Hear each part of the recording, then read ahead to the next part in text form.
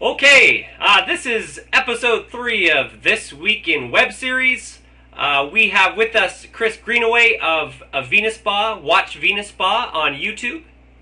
Hey, how's it going, everybody? And to begin the show, I wanted to make an announcement. This morning, the Winnipeg Jets at the big air base here in Winnipeg announced their new uniforms. I cringed. Oh, really? But I've got so many of the classics that I'm ready to go for the season anyway. Excellent. Just wanted to get that out of the way. Go Jets. Go Jets! Now, how bad is the uniform? Is it like orange or something? Crosshatch. Crosshatch, okay. Like long sleeve down the arm and then bands around the sleeves like the ones you see here. Oh, okay. And then a long one that crosses with it. Maybe we'll get used to it. Maybe. I don't know what they were smoking, but I don't know if I want it either because I think it'll make me sick. Right. But yeah, wasn't a fan. Hopefully they'll iron out the problem sometime next year. Cool. So, in web series news, there's been a lot happening since our second show. We were talking about people that went legend. It feels like we just went legend. We went legend. Stuff that's going on. Yeah, we may or may not have ruffled a few feathers. We did. You think? Yeah. Well, you know what it is? We're a new voice in the space, and we've got a lot of people thinking the same things that we're thinking. That's right. And I think that's good for the space. Instead of just one voice or two voices now, there's one more in the mix. And you know what? People talk from other places, in other venues and other places, and I think that we're just as free to do it as well. The web series chat, in my opinion, means the whole space, the whole genre. Well, not even a genre, like all of the genres. And I think that we have every bit as much of a right to say what we feel as and anyone else. Now, I want to say something about the comments. We definitely love the comments, but please watch the whole video and listen to what we have to say.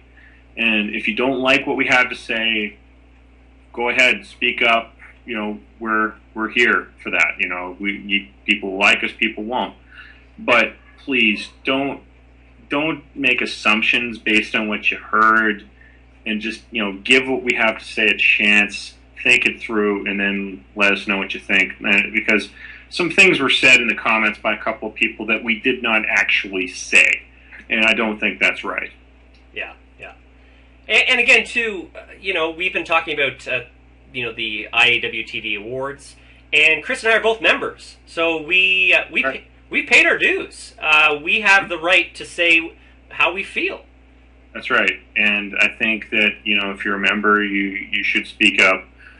Tom spoke up that he didn't like the idea. A few people agreed with him, a few didn't, and we were among the people that didn't. So really, I don't see what the hate is all about. I mean, we're not hating, and people shouldn't be hating on us either.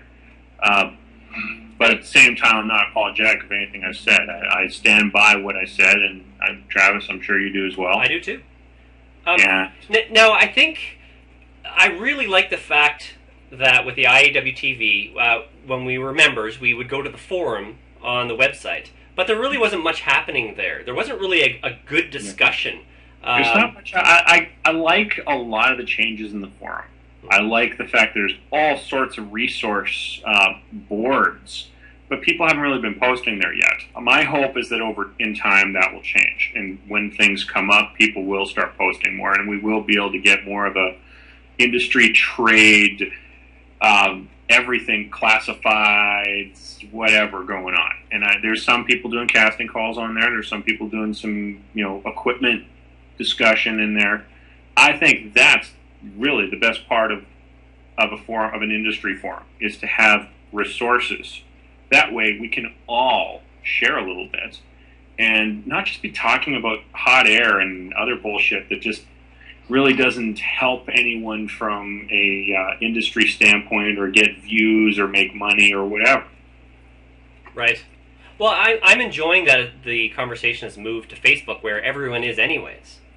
Exactly. I'm and there that every helps day. too. Yeah. And because the forums, a lot of people don't post them. I remember, even big names like Felicia Day would only post maybe 2 or 3 in the course of an entire year, and I think I was around for 2 of them. I mean, yeah, I mean, but everyone's on Facebook. So there's a much better chance that someone will respond to you. I mean, anyone, because everyone's got it. Right. And we're talking about real issues that we've got to, solve on Facebook. It's great.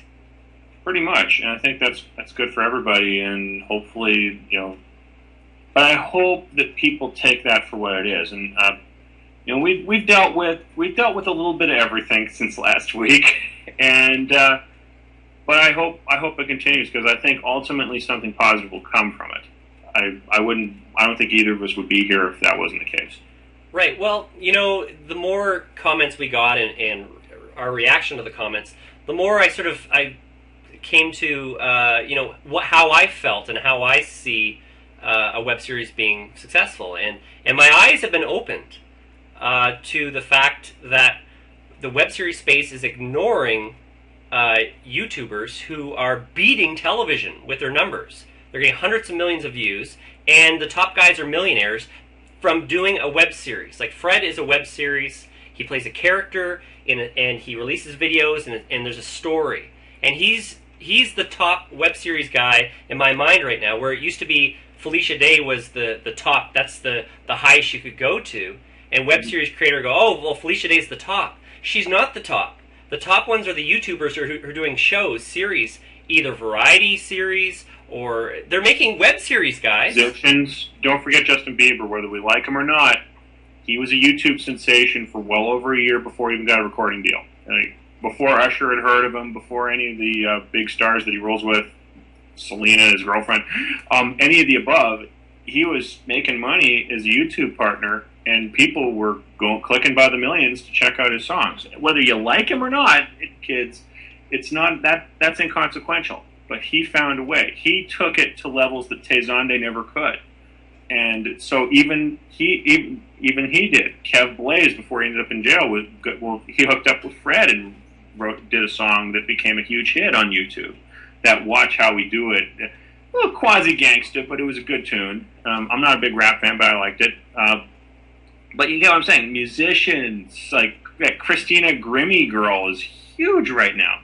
She's getting about 1 million views at a crack. And, so, I mean, we've got so many different things going on. I think Felicia's done a wonderful job, and she's only going to get better. And I think everyone in our space can agree on that. But she's not the only game in town. There's others doing other things. And, I look at some of the stuff that existed in traditional media at one time. You can't tell me that Monty Python sketches wouldn't be huge on YouTube today. No, they are. I mean, they are. They're beloved. But have you seen their YouTube channel? Do what the Pythons did then on YouTube today. Oh. And they take it to a whole other level. Like Smosh does that. I'm not a big Smosh fan. Never have, and I've bitched about them before in the past on forums. But the bottom line is they have that same rapid-fire sketch comedy. Nigga Hija or Ryan Hija. Nigga Hija's the name of the channel. Ryan Higa is the man behind it. Yep. He does sketches. Hell, he made a movie on his own, and he sells on DVD, and his fans bought it. A Happy Slip, Christine. Yep. She does sketches. Lisa Note, the station. That's the Python / SNL of our time. That's right. But those guys could have easily made that transition today that they had then. But they all hit big in traditional media, so they didn't have to. But but that was a long time ago. That was before this stuff existed. This is probably what they would be doing today. You're right. And you know what? I'm going to say it again. Those top YouTubers have successful business models, and they're making more money, have more creative freedom than television. They're winning against TV. Winning. So we should be looking to them for the answers. What can we learn from the top YouTubers, and how can we bring that to our web series? What are they doing that we're not? Tube Filter's been doing this recently, and they've done a couple of panels now in the last 6 months. The most recent one was, I believe, last month. They did something called Beyond YouTube. And this month, they're having a meetup with Miles and Greg Goodfried from Lonely Girl 15 franchise, which is also a monster YouTube phenomenon. In fact, it was the original YouTube phenomenon. And they've been talking to people like the Fine Brothers, Dane Bowe of the Annoying Orange, whether I want to break away for a second here when I talk about, cause speaking of the orange. If you don't like the orange, that's fine, but you can't disqualify him as an incredibly significant player in our space. He struck a chord with an audience with something very simple, and he ran with it. He's a tremendous talent, and I think that YouTube is very fortunate to have him. And we, as viewers and creators, who I think are one, if you have a YouTube channel, you can be a creator of any kind. I think we can all learn from Dane. I think we can all learn from the Fines. I think we can learn from Fred. Hell, we can learn a little bit from Justin Bieber. Yeah. We can learn from all of these guys. And just as much as Felicia or the guys from Video Game Reunion, which did make money, it was an expensive production made by some serious heavyweights in the gaming world, but it was something that worked with a built-in audience. We can learn from James Rolfe. He's a craftsman. Heck An yeah. incredible filmmaker. Go to Cinemassacre and look at his other stuff, not just the Angry Video Game Nerd. Look at his things like watch The Deader the Better. Excellent short film. This guy has tremendous talent. If you really want like an art story that really touches your heart about a creator and his genuine affection for what he does, look for The Dragon in My Dreams, Cinemassacre 300. Check it out. It's on YouTube, and it's also on Cinemassacre.com, which is James Rolfe's channel. And he's such a tremendous talent, and he makes a lot of money just by swearing and being a video game nerd. But his talent shines through even in his nerd videos. Now, Chris, how do you feel about in the web series community when I almost see it as they're straddling the fence between TV and web series, and people will say there's no fence. In what way? Just they're using their web series as a stepping stone to get into TV, and not really embracing what a web series is. It's a double-edged sword. I mean, I think if you do it, it's okay, but that does not an industry make.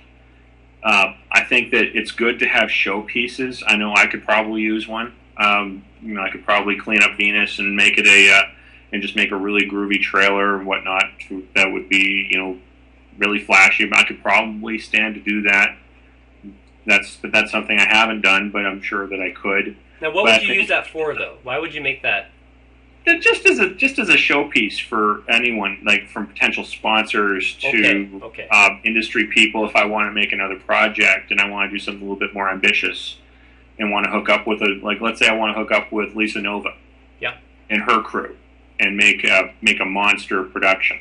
Yeah, but she would look at your show, and as I do as a creator, you see someone else's show and you go, "Man, that guy's a hard worker. His numbers are awesome. I want to work with him." I don't think you need a demo reel. It's the proof is in the pudding.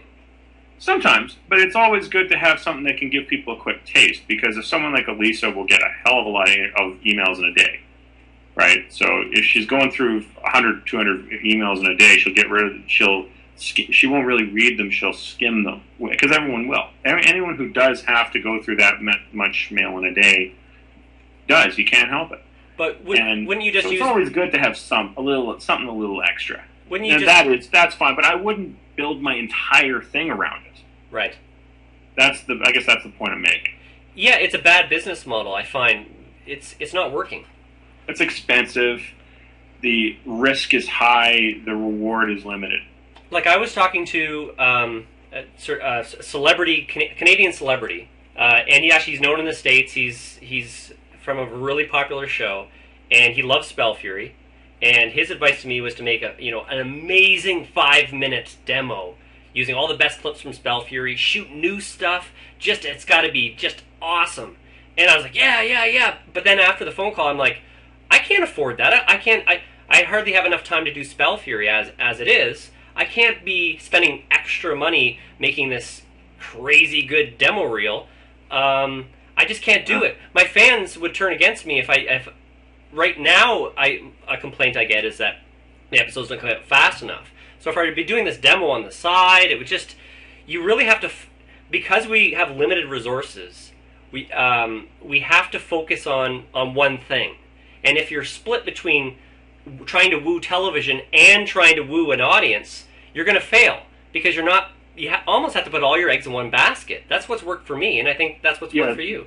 That's the problem. Is if you do put them all in one basket, you may as well put all your money on red 17 on the roulette wheel, because that's probably as good a chance as you're going to have. I think you got to diversify the resources that you have and work the living hell on every last one of them.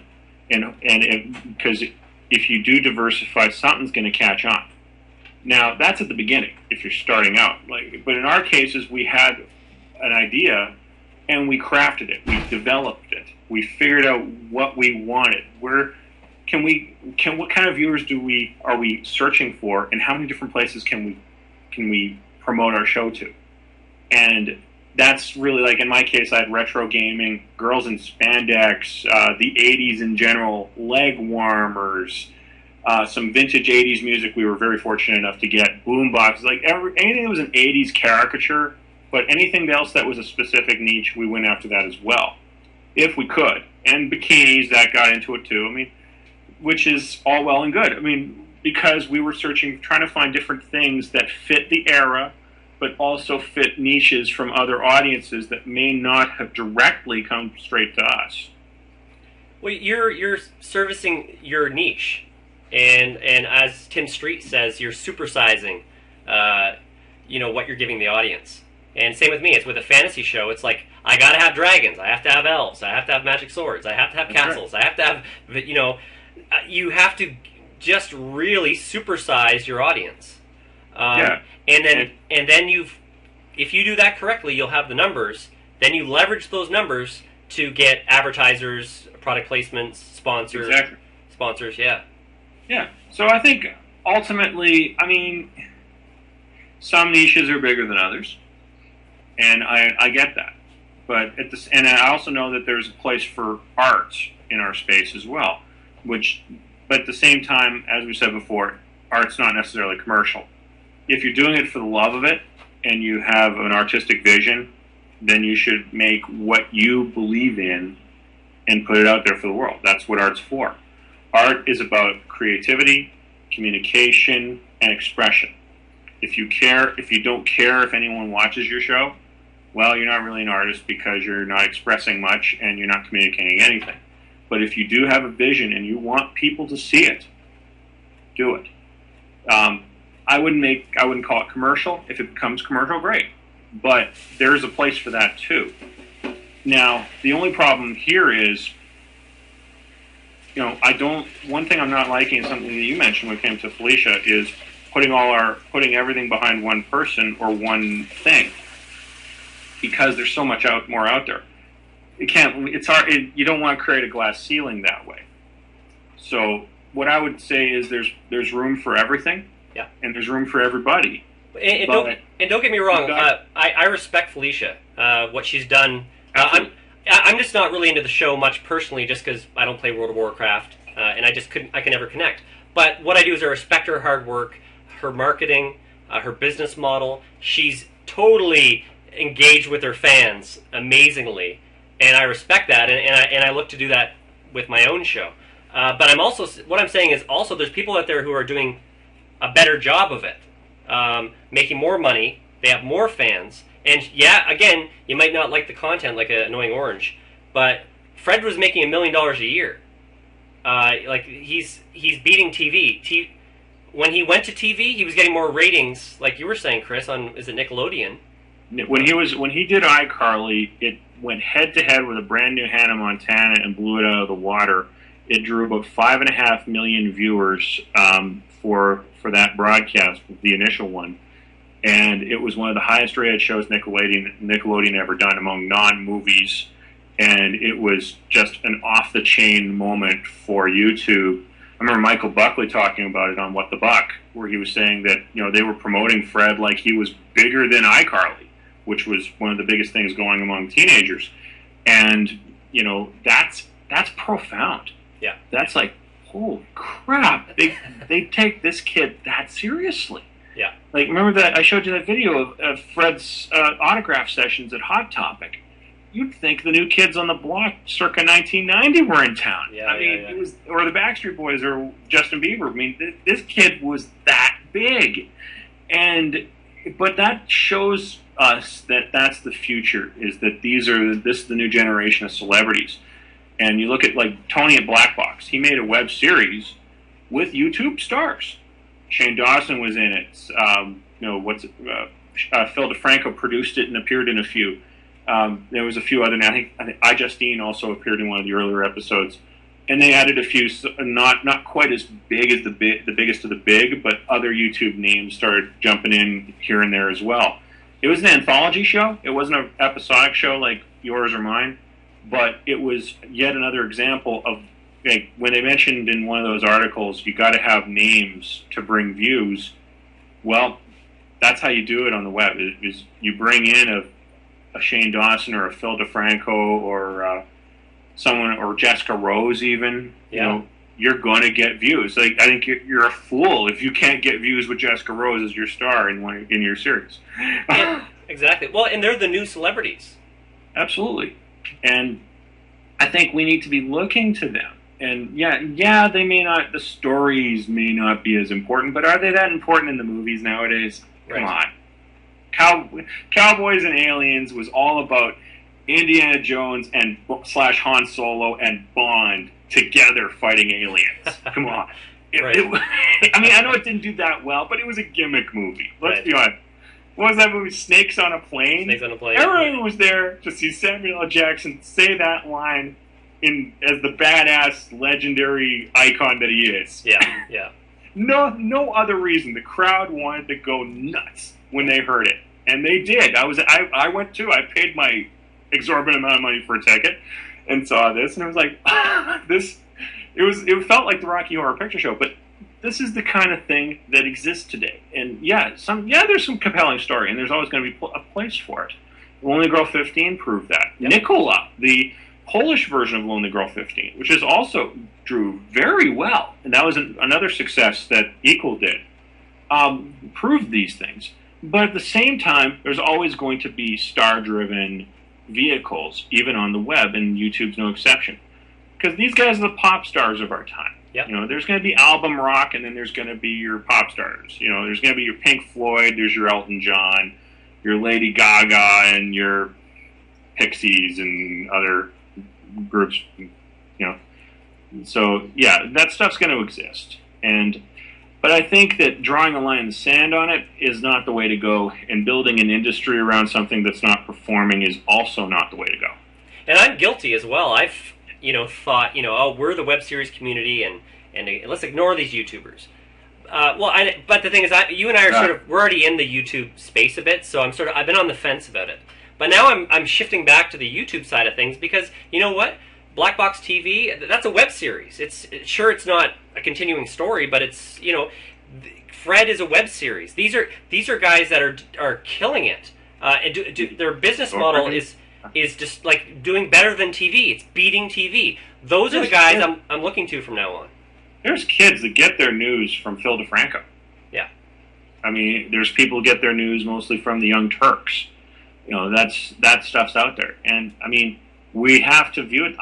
I'll be perfectly honest with you. I'm making a confession here, is that on message boards all over the place, I bitched about Fred forever. I called him a train wreck. I called him a freak show. Yep. I said all the things I used to say about Chris Crocker, who looks completely different now, by the way. But I said the same things about Fred. But you know what? Fred was smarter than anyone gave him credit for, including me. Look at his business model. He made it happen. Look at his business model and the fans he has. Hundreds and hundreds and hundreds of millions of views, and the guy's making $1 million a year. Like the kid has done. Some will say, "Oh, he's not making as much as a studio," but you know what? He got to do what he does without studio interference. Full creative control. The movies he's made, that's where I think they did get writers, and that's got studioized. But most of what he does and all his YouTube stuff was not like that. And all the other stars out there that haven't had the mainstream movies and whatnot that Fred's had have been able to do it without changing a frame, without unless they're collaborating with other people in their circles, they're not changing anything. They're doing what they want to do, and they're having success with what they want to do, and they're finding an audience for what they want to do. and that's the bottom line. And if they're making a nice living, they may not be making what Ted Danson was making in his heyday on Cheers, but they don't have to jump through the same hoops that he did in yesteryear. There's no pitch meetings. There's no, their auditions are fairly informal. It's a different world, and no one can cancel him. That's right. They can make shows as long as they want to. That's right. And that's I get so tired of hearing, well, stop doing the show if it's not working. That might be true. You can stop making something if you're not into it anymore, and it's not growing, and you're not growing your audience and growing the money. That's fine. But at the same time, it's all about building brands, because you're not going to get with a studio anyway. Some get lucky, some have been able to do it, but not everyone. In fact, most people don't. You have the same chance of getting struck by lightning or attacked by a terrorist or getting getting a pitch meeting as you would by just putting it on the web and getting it the same way. It's really the same crapshoot. Your best bet is to build something, and then if television wants you and they see the potential, they'll come to you. They'll come to you. So you're there when they need you. Well, I found when you go to them, man, it sucks. I was in talks with a production company that was interested in Spell Fury because of the numbers, and I got in discussions with them, and it was basically they were going to take the show, and I would be a consultant. I wouldn't be writing and directing on my own show. I was going to get paid extremely well, but I would have lost my show.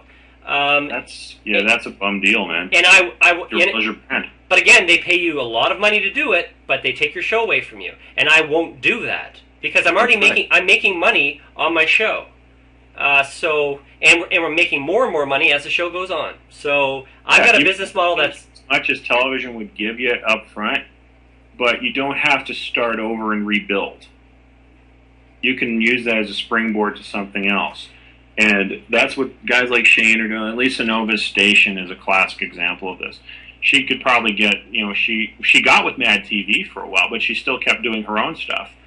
And really, what it comes down to is the money television is willing to pay you if you go to them going to be worth the restoration or damage done to your brand if it gets screwed up? Right.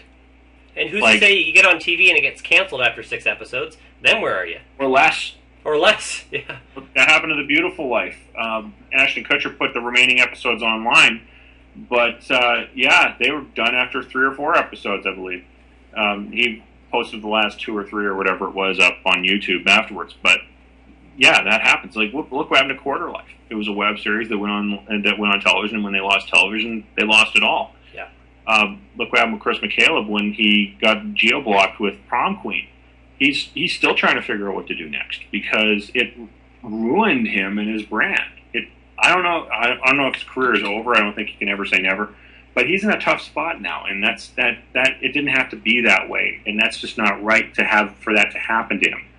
And ultimately, I think that when you see that kind of brand damage happening because major studios are short-sighted, that's something you got to look at and say that's a bad deal. That's where you got to look up to Felicia, is because she knew a bad deal when she saw it, and she saw a good deal when she saw it, and she was willing to hold out for it. No, that takes a lot of balls, and she got the balls this big. Oh yeah. To do that, but we can have that too. So if we're willing to fight for our visions and for our brands, we'll be able to be in a much better position to make it happen. I agree. Anything else you want to talk about? I know you're short for time today. Any more issues you want to discuss before we wrap up? Not particularly, but we should. You turned me on to this, and I want to let everyone know about it. Go to a YouTube channel called youtube.com/Lew LEW82. Yep, Louis Roscoe. This guy has some amazing sci-fi. The effects are off the charts. Check this guy's show out because it's a lot of fun to watch if you love sci-fi. If you love Star Wars in particular or Star Trek, definitely check this out. It's really good. So youtube.com/Lew82. LEW82. Yeah, he's out of New Zealand. Great web series creator. Awesome guy. I've talked to him on Skype a few times, and let's have him on the show coming up soon. Absolutely. Yeah. If we can get him and time zone permitting, yeah, let's roll. I love this guy, and I think it'd be great for us. Yeah, yeah. So we're going to start having guests on the show because no one wants to listen to us go on all the time about how we feel. Radio.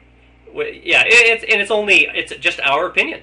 So that's all it is. Take it or leave it. So let's wrap up a little early, and I guess where can they find you, Chris? YouTube.com/WatchVenusSpa. And you can watch Spell Fury at www.spellfury.com, or you can Twitter me at Travis Gordon. So, and don't forget YouTube.com/T-Bone Pearson, which is where you're likely going to find this video when it's showing. That's right. Thank you. So great show, and I'll talk to you soon, Chris. Absolutely. See you next time.